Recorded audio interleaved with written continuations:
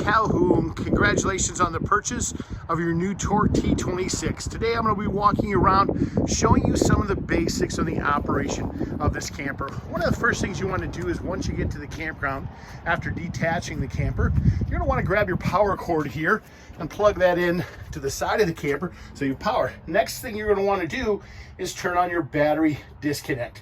Without your battery disconnect on, your 12-volt lighting, like that light you see illuminated right there, wouldn't operate. It will if you're plugged in, but it's important because the computer boards and things like your furnace and your hot water heater won't operate without that.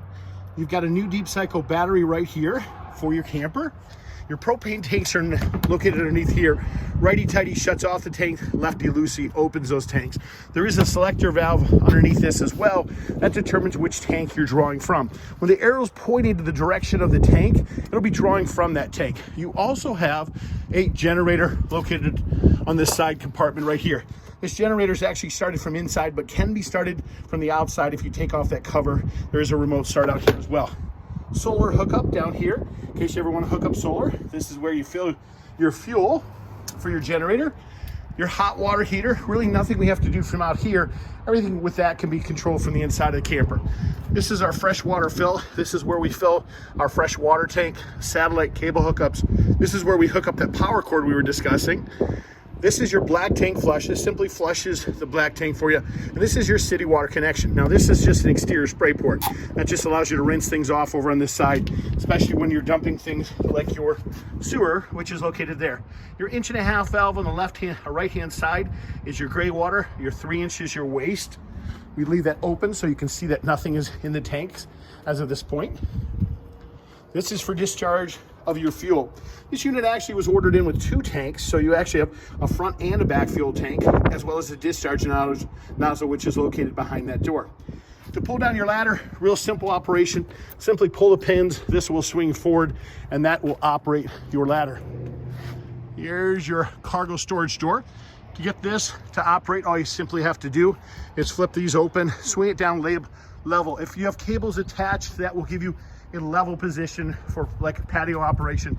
If you don't attach the cables, it will create the situation for your ramp. It's a good idea to check your lug nuts on your tires after the first 250 miles, as they can become loose, and just an added extra safety measures so you don't run into any problems. We're gonna walk inside the camper here and show you some of the basic operation of this model. One of the first things we're gonna do is we're gonna come to this key panel right here. This is gonna tell you the levels of the tanks. It's going to allow you to turn on the water pump, water heater, your exterior lights. This slides the slide out, and that slides your awning out. Real simple, real straightforward push button controls. Now from here, if we want to operate our air conditioner or furnace, all we're going to have to do is use this little thermostat on the wall. We touch it a couple times, snowflake appears.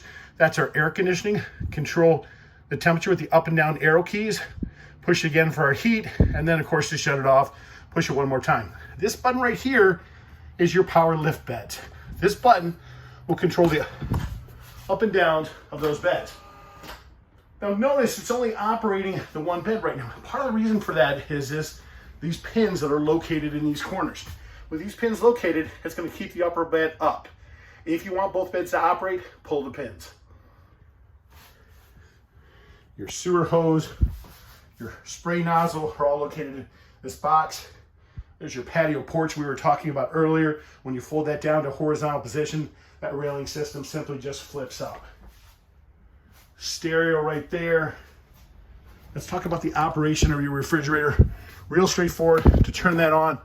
And when we're plugged in electricity, this will be pushed in. We'll have it out. If we want to operate off the gas, we simply just push that in. Real straightforward, you guys. There are directions for the operation of the fridge here as well. When you go to operate your stove, very simple operation. Fold back the cover always first. We're going to turn this to the little flames. That's going to illuminate. Turn the dial, look at that. Pops right on for you. Simple, simple. Fuse box is located right here. Everything that is 110 is your breakers. Fuses are your 12-volt system. Questions in regard to this, you can scan this QR code. It'll give you some additional information. Everything is labeled and indicated there, so if something quits working, you should just come to the fuse box first. Keys are located around the kitchen faucet. Let's walk you through the rest of this camper real quick. Beautiful camper. Exceptional quality. Glass doors for your shower there. Wonderful king size bed here. Your generator operation that we were talking about earlier, that is located up there in the far left-hand corner. Simply push that to prime and then push it again to start. Opens up your power vent fans. These are 110 outlets with ground fault plugs, which means if the breaker for those blows, your 110 will cease to operate. So if all of a sudden some of your 110 outlets aren't working, good idea to check your ground faults first, as in most cases we find that's what is the resulting situation. So if you do have additional questions, my name is John from Lakeshore RV Center. You can always reach out to me on my cell phone at 231-740-6225. Thank you and have a great day.